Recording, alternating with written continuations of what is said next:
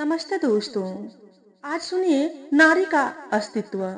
2-3 वर्षों में वैवाहिक जीवन का तिलिस्मी चांद मंद पड़ गया।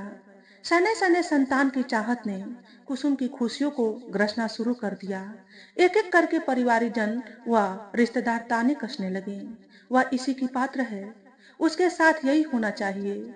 रंजना फोन को डिस्कनेक्ट कर बुदबुदाने लगी। भोजन पानी चौका बासन करे वह। सास ससुर और घर के पुरुषों के सामने थाल सरकाकर मिनट भर में प्रशंसा की महफिल लूट ले जेठानियां। कपड़े लत्ते झाड़ू बुहारे में हथेली घिस जाए उसकी। घर की कर्ता काजियों में नाम हो जेठानियों का। सास ससुर का हाथ पैर दबाए वह सगे संबंधियों और पड़ोसियों के सम्मुख यशगान हो उनका। व्यक्ति जब स्वयं अपने पैरों पर कुल्हाड़ी मारता है तो उसका परिणाम भी वही झेलेगा, दूसरा तो नहीं। कितना समझाया था कुसुम को कि इतना मत सह कि परछाइयों को भी मुगालता हो जाए, कि सामने वाला घूर कूड़े करकट का ढेर है। इतना सरल ना बन के हवाएं भी सिर पर चपत लगाकर चली जाए। कितनी बार उससे कहा, वे लोग इतना प्रताड़ित करते हैं तुझको, विरोध क्यों नहीं दर्ज कराती? ना हो तो महिला हेल्पलाइन में ही कंप्लेन कर दे, सारी मर्दानगी झड़ जाएगी उनकी। घरेलू हिंसा कानून इन्हीं पर तनाव के लिए ही तो बना है। लेकिन नहीं, उसका तो रट्टू तोते की भांति एक ही उत्तर रहता, क्या दीदी, कांटे चुभना नहीं छोड़ते तो फूल महकना थोड़े ही छोड़ देते हैं। उसके दिमाग में तो महात्मा और बिच्छू की कहानी बसी थी। उसका कहना था कि यदि बिच्छू डंक मारने का अपना स्वभाव नहीं छोड़ने को तैयार है तो हम अपनी मनुष्यता क्यों तज दें। उसके मस्तिष्क में तो आदर्श भारतीय नारी बनने का कीड़ा घुसा था। लाख उसको समझाया कि अब वह समय नहीं है। अब क्या, कभी वह समय नहीं था। हर युग में उसी की जयकार हुई है जिसमें पौरुष था, जिसमें प्रतिकार लेने का सामर्थ्य था। समुद्र राम की तभी वंदना करता है जब वह हाथों में धनुष उठा लेते हैं। उससे पहले तो 3 दिन तक वे हाथ पांव जोड़ते रहे, किंतु अहम में डूबा वारिधि यही सोचता रहा कि उनके वश की बात कहाँ। वे तो पत्नी विरह में गए गुजरे कंकाल शेष हैं। हाँ कुसुम, हाँ, तुम मेरा कहना क्यों नहीं मानती? रंजना का हृदय पिन्हक उठा। न तो उनके सामने हुआ जाता है जो उस नमनीयता का सम्मान करना जानते हैं। तुम तुम किस बात से डरती हो? कमी कमी तो सारे संसार में है। दिन में कमी है कि उसमें अंधेरा नहीं है। रात में कमी है कि उसमें उजाला नहीं है। पानी में ज्वलनशीलता नहीं है, आग में शीतलता नहीं है। तब भी उनका महत्व है, उनका सम्मान है। किसी एक गुण के न होने पर वे अपने को हीन नहीं समझते। फिर तुम क्यों अपने को अयोग्य समझती हो? केवल संतति ही स्त्री को स्त्री नहीं बनाती।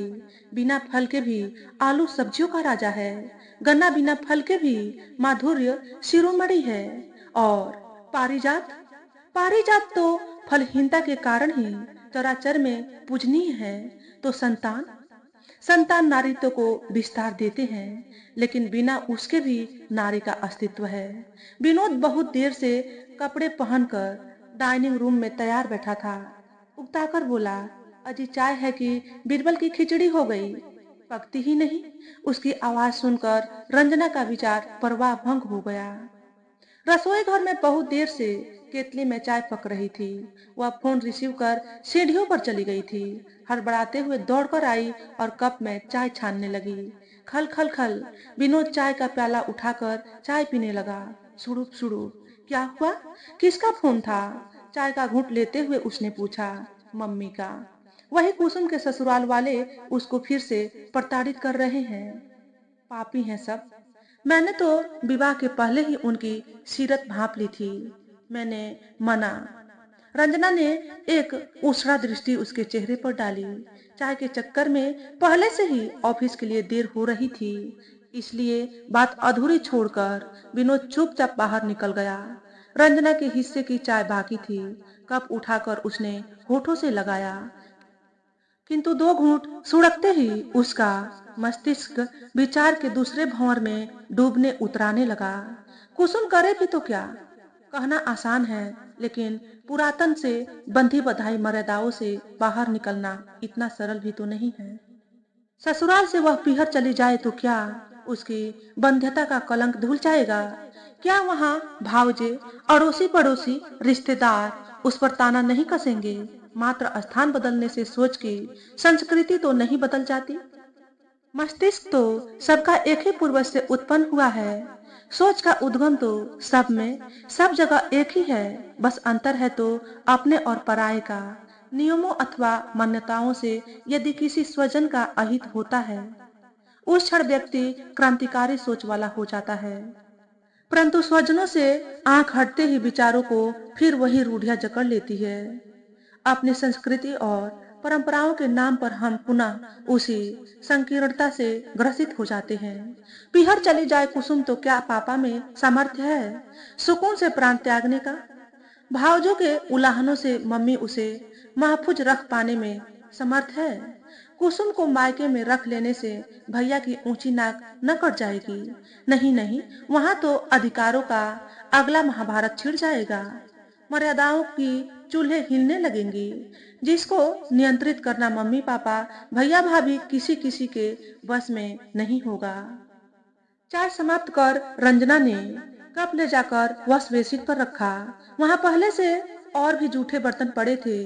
उसने भीम उठाया और सारा क्रोध, सारी असमर्थता उन बेजान धातुओं पर रगड़ कर निकालने लगी।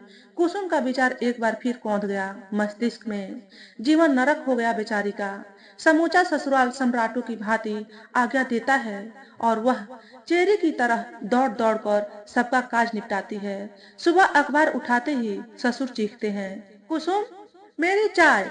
कुसुम सारे काम छोड़कर दौड़ती है, आई पापा।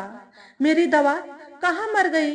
करमजली सास फुंकारती है, अभी मम्मी। वह फिर अपना काम छोड़ देती है। महारानी, टिफिन, बच्चों को स्कूल जाना है। मटर गश्ती बाद में कर लेना। जेठानियों का जुबानी कोड़ा फड़कता है। वह तवे पर नई रोटी पलटकर दूसरे पर रोबोट की तरह घी चबोड़ते हुई मुस्कुराती है। बस दीदी तैयार हो गया। कितनी दुर्भाग्यशाली है कुसुम। शायद दुख झेलने के लिए ही पैदा हुई है वह। जन्म हुआ तो पापा वैश्विक मंदी के शिकार हो गए और उन्हें अपनी नौकरी गंवानी पड़ी। कुछ लोगों ने दबे जुबान इसका दोष उस पर मढ़ा। विवाह योग हुई, बड़ी मुश्किल से एक जगह विवाह तय हुआ। अंत में लड़का पीसीएस में सेलेक्ट हो गया। फिर वह लड़के के आयोग ठहरा दी गई। बाद में पापा के बहुत पापड़ बेलने के उपरांत इस नीच परिवार में फंस गई। प्रारंभ में सब ठीक रहा। मम्मी पापा लंबे समय से दबे कंधों को खाली कर शांतिपूर्वक सामाजिक गर्व की अनुभूति करने में खो गए। कालांतर ने इतिहास की पुनरावृत्ति की। दो तीन वर्षों में वैवाहिक जीवन का तिलिस्मी चांद मंद पड़ गया। सने सने संतान की चाहत ने कुसुम की खुशियों को ग्रसना शुरू कर दिया। एक एक करके परिवारिक जन व रिश्तेदार ताने कसने लगे। बहू कोई आगे की पढ़ाई लिखाई की तैयारी कर रही है? मायके आई बुआ सास ने एक दिन कुसुम से पूछा। नहीं तो क्यों? वह आश्चर्य से बोली, फिर तो बच्चा हो जाना चाहिए। 3 वर्ष से अधिक हो गए विवाह को। कुसुम से पहले ही उसकी सास बोल उठी, यह क्या बच्चा जनेगी दीदी? हर वृक्ष पर फूल थोड़े ही लगते हैं। अपनी सास का निशाना समझकर कुसुम तड़प कर रह गई। उस दिन से ननंद जेठानियां सब खुलकर मैदान में आ गई। सभी ने कुसुम को उलाहने देने शुरू कर दिए।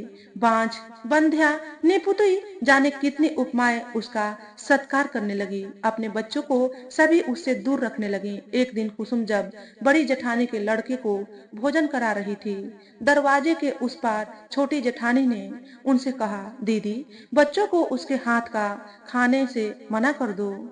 पता नहीं कब उसके मन में पाप बस जाए। हाँ बहन, तुम सत्य कहती हो। बिल्ली तो यही चाहती है कि गुस्सैया अंधी हो ताकि हम मिल में खाए। जेठानियों का वार्तालाप सुनकर कुसुम बहुत रोई। शाम को सारी बात उसने पति को बताया तो उल्टा उन्होंने उसको ही बांझिन कहकर मारा पीटा। हाय मेरी बहन, बड़ी भोली है तू। कैसे हत्यारों के हत्थे चढ़ गई। रंजना जल से बाहर पड़ी मछली की भांति छटपटाने लगी।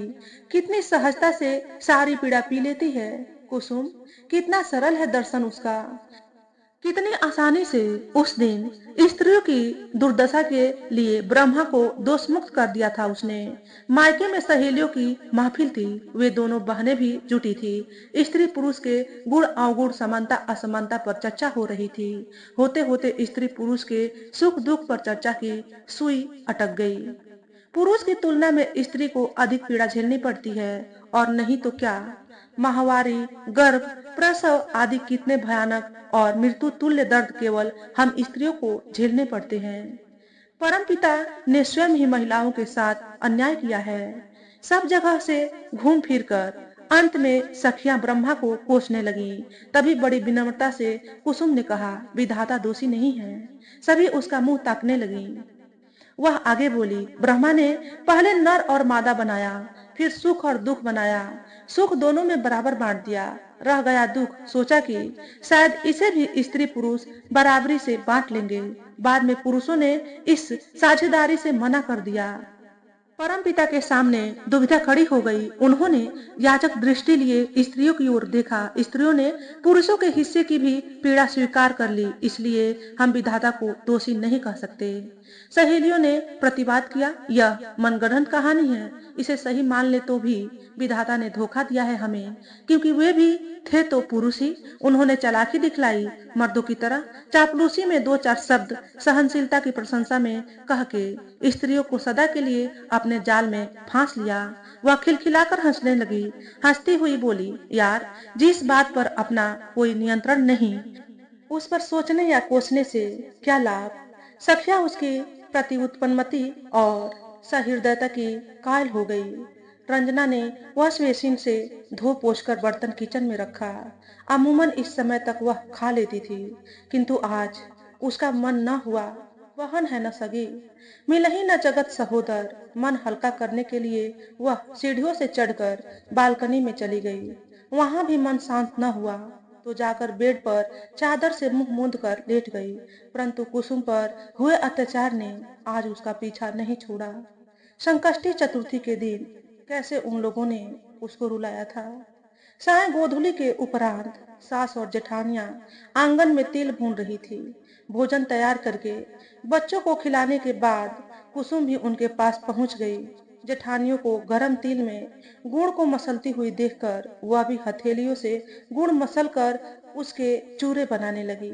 इतने में खपरी से भुजे हुए तिल का घान डालने के लिए सास उधर मुड़ी। उसके बाद आग बबूला होकर वह ऐसा गरजे कि एक चौथाई कच्चे रह गए तिल स्वर सुनकर ही फट गए। हाँ, हटा हाथ, हाथ हटा, बाज कहीं की। तुझ अपशकुन को शुभ काज में किसने बुलाया था। इतना कहकर वे जेठानियों को डांटने लगी। बड़ी जेठानी उस दिन उनकी डांट को प्रसाद समझकर बोली, मैं तो पहले ही रोकना चाहती थी कि अपना पतित हाथ डालकर पुत्रवतियों के पवित्र तिल को अपवित्र न करो, किंतु आपकी नाराजगी के डर से कुछ न बोली। सास ने फिर उसको ललकारा, कान खोलकर सुन ले मनहूस, आइंदा से हल षष्ठी और संकष्टी चतुर्थी के दिन तू वहां अपनी बंजर सूरत मत दिखाना। कुसुम रोती हुई अपने कमरे में चली गई। रात को उसने पति से डॉक्टर को दिखलाने का अनुरोध किया, किंतु सपोला सलपड़ी से कम न था। उसने उसको झिटक दिया। बेल्ट फटकारते हुए बोला, डॉक्टर को दिखाने से अमर बेल में फल नहीं आते। गोस्वामी जी ने कहा है, फुलही फलही न बेंत, यद्यपि सुधा बरसही जलद। कुसुम तन और मन के घावों को छिपाती हुई सवेरे मायके चली गई। वहां वह आंसुओं को पीकर मुस्कुराने लगी। कोई कुछ न जान पाया। आमतौर पर 2 दिन भी पीहर में न रहने देने वाले ससुराल से जब सप्ताह बीत जाने पर भी कोई उसको लेने नहीं आया, तब माँ का मन छिनका। उसको शंका हुई तो उन्होंने उसे कुरेद कर पूछा। माँ का दुलार पाकर कुसुम का बोझ रिस गया। उसने रो रो कर सारी घटना माँ से बता दी। माँ ने उसके आंसू पोंछकर डॉक्टर को दिखाया। डॉक्टर ने 3-4 दिनों तक जांच पड़ताल किया। सारा रिजल्ट निगेटिव निकला। डॉक्टर ने पति में कमी की संभावना जताकर अगली बार उन्हें भी साथ लाने को कहा। 15 दिन और बीते। बहू पास से हटी तो बेगम को जुकाम हो गया। सास बीमार हो गई। ससुर के हस्तक्षेप से कुसुम ससुराल लौट गई। सेवा शुश्रूषा पाकर सुखी लता पुनः हरी हो गई। माँ को स्वस्थ देखकर पति का मन उसके प्रति कुछ साफ प्रतीत हुआ।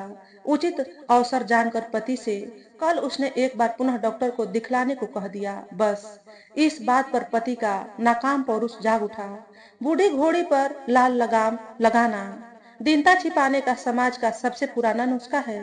पति से बच्चा तो हो नहीं पा रहा था, किंतु औरत को पीटने की कुवत थी उसमें। लाठी में हनकर सारी हताशा उसने कुसुम पर जड़ दिया। साली, मुझे नपुंसक समझती है ना, मर्द मैं नहीं। तू तू बाज है। कसाई के प्रहार से कुसुम के अंग प्रत्यंग से लहू रिसने लगा। सिर लहूलुहान हो गया उसका। मन करता है हरामी का मांस नोच डालूं। लेटी हुई रंजना के दोनों जबड़े भींच गए। वह दूसरी करवट हो गई। अचानक रंजना का मोबाइल बजा। जाकर जेही पर सत्य सने हूँ, स्क्रीन पर कुसुम का ही नंबर फ्लैश हो रहा था। उसने झटपट फोन रिसीव किया। हेलो दीदी। हाँ, बोल कुसुम। मैं इनके साथ नहीं रहूंगी। अच्छा, तलाक ले रही है? मैंने तो पहले ही कहा था, ऐसे जालिमों से कोई रिश्ता नहीं रखना चाहिए। नहीं, मैं कोई तलाक नहीं ले रही। क्या? विस्मय से रंजना का मुंह फैल गया। मैं अलग रहूंगी, किंतु तलाक नहीं लूंगी। तलाक देकर मुझे इस भेड़िए को दूसरा विवाह करने की स्वतंत्रता नहीं देनी है। यह किसी और लड़की का जीवन बर्बाद करे, ऐसा मैं मरते दम तक नहीं होने दूंगी। मैं दूर से ही इसकी छाती पर मूंग दलूंगी। कुसुम का निश्चय सुनकर रंजना का खुला हुआ मुंह और खुल गया। अतः कह सकते हैं कि केवल संतति ही स्त्री को स्त्री नहीं बनाती। बिना फल के भी आलू सब्जियों का राजा है। गन्ना बिना फल के भी माधुर्य शिरोमणि है। और पारिजात, पारिजात तो फलहीनता के कारण ही चराचर में पूजनीय है। तो संतान, संतान नारीत्व को विस्तार देते हैं, लेकिन बिना उसके भी नारी का अस्तित्व है। तो दोस्तों, आज के वीडियो में बस इतना ही। अगर हमारे द्वारा बताई गई कहानी थोड़ी सी भी अच्छी लगी हो तो वीडियो को लाइक और शेयर करें। चैनल पर पहली बार आए हो तो चैनल को सब्सक्राइब करके बेल नोटिफिकेशन को ऑल पर सेट कर ले, ताकि आपको ऐसे ही अच्छे अच्छे वीडियो देखने को मिले। हमेशा खुश रहें, हमेशा स्वस्थ रहें। वीडियो देखने के लिए आपका बहुत बहुत धन्यवाद।